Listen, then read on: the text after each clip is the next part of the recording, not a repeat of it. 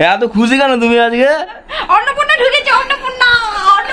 দেখো বন্ধুরা, আমাদের পশ্চিমবঙ্গ সরকার পরিবর্তন হতে বা বিজেপি সরকার আসতে মানুষ অতটা খুশি হয় না যতটা আমাদের পাড়ার মা কাকিমারা তাদের অ্যাকাউন্টে অন্নপূর্ণা ঢুকতে হয়েছে। তোমরা যে এই ভিডিওটা দেখো।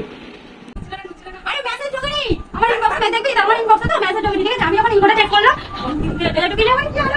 তুমি চেক করলে? হ্যাঁ, আরে আমি এটা এর মধ্যে কোনো ঢুকেনি, ঠিক আছে?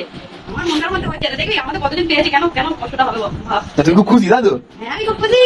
এই দেখ, এটা কতদিন পেয়েছে, হ্যাঁ? এই দেখ, এই দেখ, এই দেখ, দেখেছিস কতদিন পেয়েছে?